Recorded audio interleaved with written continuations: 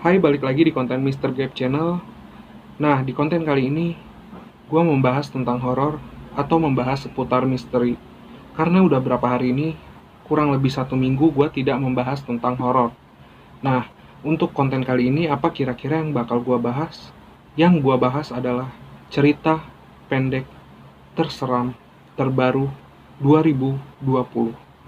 Sebelum kalian lanjut menonton, jangan lupa untuk kalian subscribe, like, komen, dan juga share. Kalau misalkan ada pendapat atau ide ataupun usul, bisa kalian tulis di kolom komentar. Dan juga kalau misalkan kalian mempunyai pengalaman yang ingin di-share atau dibuat konten di konten Mr. Gaib, bisa kalian langsung tulis di kolom komentar.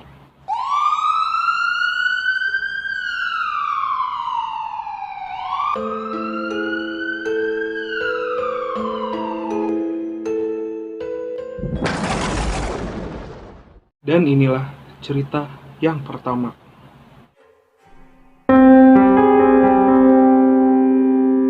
Aku sedang menunggu kereta.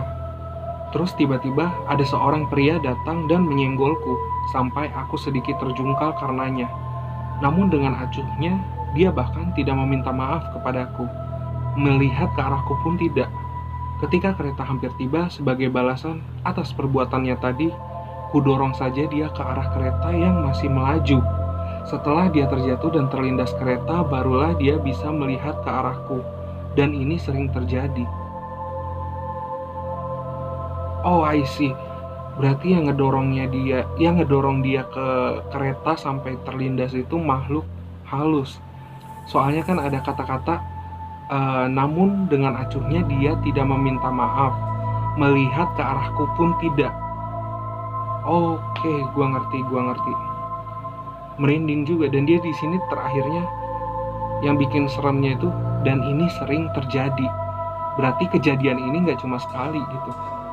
Oke, lumayan untuk cerita yang pertama. Nah, kita lanjut ke cerita yang selanjutnya.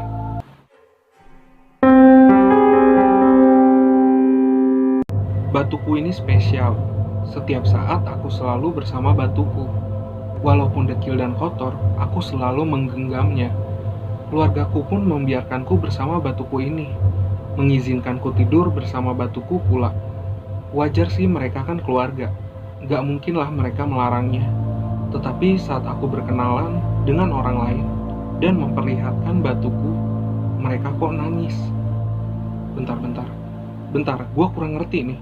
Tetapi saat aku berkenalan dengan orang lain dan memperlihatkan batuku, mereka kok nangis. Oh, jadi ini orang yang udah meninggal, yang disebut batu. Mungkin ya, menurut gue ini batu nisan. Soalnya setiap berkenalan dengan orang lain dan memperlihatkan batuku, mereka kok nangis. Oke, kalau menurut gue sih ya, ini batunya itu batu nisan, dan yang bercerita ini orangnya udah meninggal. Kalau misalkan pendapat kalian berbeda dengan pendapat gue, bisa kalian tulis di kolom komentar.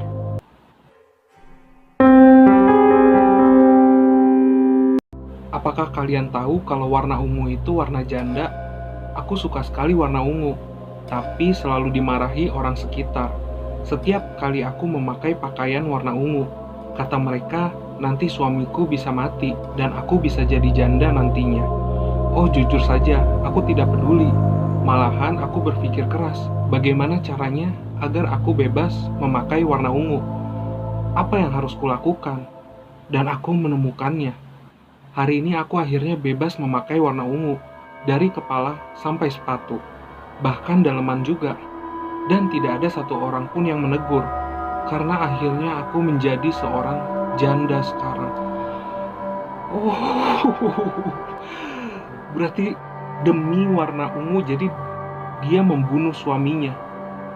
Jadi karena dia terobsesi dengan warna ungu dan ia ingin menggunakan warna ungu di tubuhnya, dia sampai membunuh suaminya agar dia bisa jadi janda dan bebas menggunakan pakaian warna ungu. Oh. Kita lanjut ke cerita selanjutnya. Aku tak tahu bagaimana aku bisa sampai ke sini. Namun, gudang ini sama sekali tidak punya pintu atau jendela. Hanya ada dinding berlapis besi, tenang dan gelap di sini.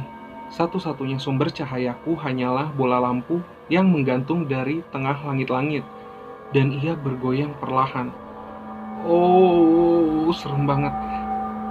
Jadi di gudang ini nggak ada jendela, otomatis nggak ada angin masuk, terus juga nggak ada pintu. Dan ini gudang berlapis besi. Gimana caranya itu lampu bisa goyang tiba-tiba? Oh, merinding. Malam ini terjadi sebuah kasus pembunuhan di rumah yang hanya dihuni oleh dua kakak beradik. Korban adalah si kakak, sedangkan si adik belum bisa dimintai keterangan. Tubuh korban masih utuh, tetapi polisi masih mencari sepasang bola mata dan potongan lidah yang diambil sang pelaku. Ini berarti pelakunya adiknya. Soalnya di sini keterangannya kan pembunuhan di rumah yang hanya dihuni oleh dua kakak beradik. Oh, berarti adiknya sendiri yang ngebunuh kakaknya. Wah, merinding. Oke, kita lanjut ke cerita selanjutnya. Gara-gara pohon mangga yang ditebang beberapa hari yang lalu, sopir ayahku Pak Anwar jatuh sakit dan meninggal kemarin malam. Papa dan mama juga sering digangguin sewaktu tidur. Mbak Sonia yang baru datang sepulang kuliah di luar kota juga mengalami hal mengerikan. Seorang gadis menempel di langit-langit sambil ongkang-ongkang. Mbak Sonia kaget dan langsung membalikkan badan. Saat itu juga gadis itu udah tidur di sebelahnya dan berbicara. Kenapa kamu tebang rumahku? Merinding, sumpah merinding gua. Soalnya yang bikin merinding seorang gadis menempel di langit-langit sambil ongkang-ongkang. Coba kalian cek deh, langsung ke atas. Oke, lanjut ke cerita selanjutnya. Permainan petak umpet adalah permainan favorit aku dan adikku. Terkadang aku kesel karena adikku selalu curang dalam bermain. Hingga suatu hari aku sudah tidak bisa bersabar lagi melihat adikku yang selalu curang. Aku pun memberi hukuman padanya hingga membuat dia jera. Lalu kami melanjutkan kembali permainannya dan aku selalu menang. Karena adikku sudah tidak bisa lagi mencariku ketika aku bersembunyi, terkecuali ketika aku bersuara. Bentar. Lalu kami melanjutkan kembali permainannya dan aku selalu menang karena adikku sudah tidak bisa lagi mencariku ketika aku bersembunyi. Berarti adiknya udah gak bisa ngeliat dong. Wow. Jadi adiknya terkecuali ketika aku bersuara. Berarti adiknya matanya dicongkel. Bener gak? Sampai dia buta dan gak bisa ngeliat lagi kakaknya kalau bersembunyi kecuali kakaknya bersuara. Gimana pendapat kalian? Ada yang sependapat atau ada yang beda pendapat? Bisa kalian komen di bawah. Saat mendaki gunung, aku bertemu seseorang yang meminta pertolongan karena rekannya masuk jurang di jalur pendakian. Saat aku bergegas dan sampai pada lokasi korban jatuh, sialnya aku melihat orang yang sama. Wait. Saat mendaki gunung, aku bertemu seseorang yang minta pertolongan karena rekannya masuk jurang. Saat aku bergegas dan sampai pada lokasi korban jatuh, sialnya aku melihat orang yang sama. Ada yang ngerti nggak? Kalau gue sih mikirnya kayak saat aku bergegas sampai pada lokasi korban jatuh, berarti ini orang jatuh juga di jurang yang sama dengan si korban yang meminta pertolongan. Bener gak sih? Tulis di kolom komentar coba. Hari itu aku pergi ke supermarket untuk berbelanja bulanan. Sesampainya di sana, aku mengambil sebuah troli, kemudian menyusuri lorong demi lorong di supermarket. Kulihat beberapa orang mendorong troli sepertiku, dan mereka membawa anak. Kadang hanya seorang di troli, kadang dua orang, ada yang bayi, ada yang lebih besar lagi. Wajah mereka seperti habis menangis. Mungkin orang tua mereka tidak membelikan mainan baru. Aku pun segera kembali mengambil belanjaanku. lalu ke kasir. Dan saat di kasir, aku melihat para orang yang membawa anak di troli tadi mengantri di kasir. Hanya anak-anak di trolinya, tidak ada yang lain. Wow, hanya ada anak-anak di trolinya, tidak ada yang lain. Berarti yang ngedorong itu troli, you know lah. Lumayan merinding. Hari ini salah satu temanku ulang tahun. Kami berencana untuk memberinya surprise.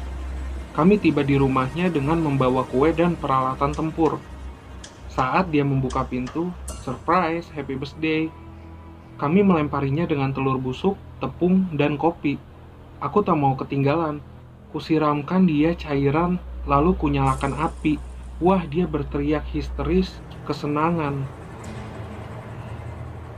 Itu bukan teriak histeris kesenangan, dan itu bukan surprise. Disiram cairan, nyalain api. Lu bakar temen lu itu berarti. Dan itu bukan teriak kesenangan. Itu teriak histeris kepanasan. Aduh, psikopat. Ada seorang ibu yang katanya telah kehilangan anaknya. Dia terlihat sudah gila. Dia selalu bertanya kepada orang-orang yang dia temui dengan pertanyaan, "Apa kau melihat anakku?" Dia pun ke kantor polisi dan bertanya, "Apa kau telah melihat anakku?" Setelah sekian lama tidak ada orang yang tahu, akhirnya dia pulang ke rumahnya sambil tersenyum dan dia berkata, "Berarti aku menyembunyikannya dengan baik." Duh, ini cerita nggak habis-habis deh. Udah merinding banget gua. Tadi yang gila temennya. Nah, di cerita yang ini yang gila ibunya. Nanti cerita selanjutnya gua yang gila gua rasa. Gimana menurut pendapat kalian cerita-cerita yang barusan gua tampilkan ke kalian? Ada yang bikin merinding, ada yang gak masuk akal, ada yang nyeremin parah, ada yang psikopat, ya bermacam-macam lah, namanya juga cerita pendek karangan, jadi bebas berimajinasi, sekreatif kalian semua. Dan jangan lupa untuk kalian subscribe, like, komen, dan juga share. Kalau misalkan kalian punya pengalaman pribadi yang menyeramkan, ingin di-sharing dan dibuat konten oleh Mr. Gabe Channel, bisa kalian tulis di kolom komentar. Terima kasih udah menonton Mr. Gabe Channel, dan sampai jumpa lagi di konten-konten Mr. Gabe selanjutnya.